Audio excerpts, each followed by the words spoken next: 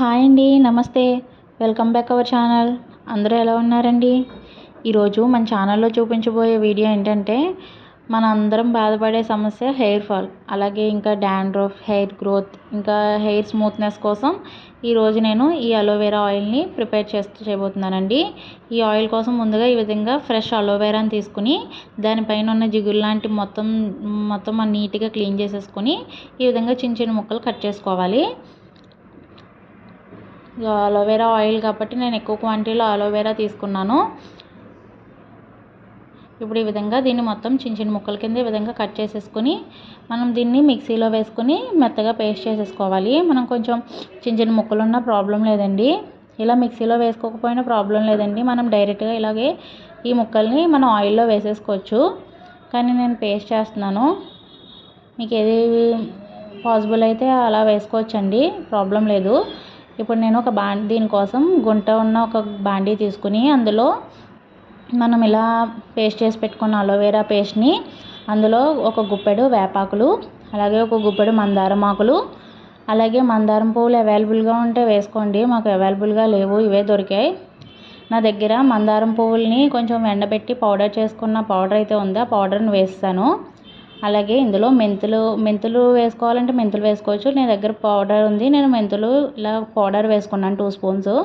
అలాగే 2 స్పూన్స్ అవిసె గింజలు కూడా, అలాగే ఒక ఉల్లిపాయను కూడా, మీ దగ్గర చిన్న ఉల్లిపాయలు ఉంటే చిన్న ఉల్లిపాయలు వేసుకోండి. నేనైతే ఒక ఉల్లిపాయను చిన్న ముక్కల కింద కట్ చేసి వేసాను. అలాగే గుప్పెడు కరివేపాకు కూడా వేసుకుని ఇందులో ఫ్రెష్ కోకోనట్ ఆయిల్ వేసుకోవాలి. నేను వుడ్ బ్రష్డ్ ఆయిల్ తీసుకున్నాను. ఒక 1/2 లీటర్ పైనే పట్టిందండి కోకోనట్ ఆయిల్ అయితే. వీటన్నిటిని వేసుకుని బాగా కలుపుకొని మనం స్టవ్ పైన లో ఫ్లేమ్లోనే దీన్ని మరగబెట్టుకోవాలండి. మీడియం ఫ్లేమ్, హై ఫ్లేమ్లో పెట్టుకోకూడదు, ఓన్లీ లో ఫ్లేమ్లో మాత్రమే మరగనిస్తే మనకి ఇందులో ఉన్న ఇంగ్రీడియంట్స్ అంతా ఆయిల్కి పట్టి బాగా బాయిల్ అయ్యి మనకి ఆయిల్ అనేది వీటన్నిటితో కలిసి బాగా వస్తుందండి.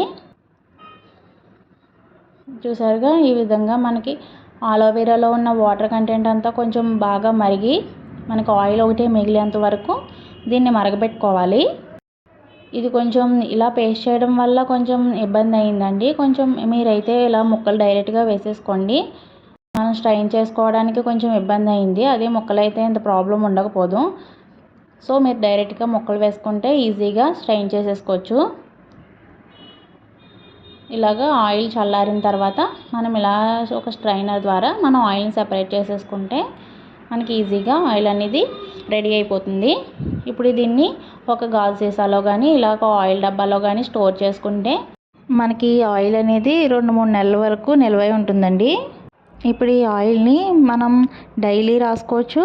మనం డైలీ రాసుకునే అలవాటు లేని వాళ్ళు హెడ్ బాత్ చేసి ముందు రోజు కూడా రాసుకోవచ్చండి. ఇది వీక్లీ అట్లీస్ట్ 2 టైమ్స్ అన్నా రాసుకుంటే బాగుంటుంది. మనకి ఇలా హెడ్ బాత్ చేసి ముందు బాగా మనకి కుదుళ్ళు ఉంటాయి కదా హెయిర్ మొదట్లో మనం ఈ ఆయిల్ని రాసి బాగా ఒక 10 to 15 మినిట్స్ వరకు మసాజ్ చేస్తే ఈ ఆయిల్ అనేది మన కుదుళ్ళకి బాగా పట్టి బాగా పనిచేస్తుందండి.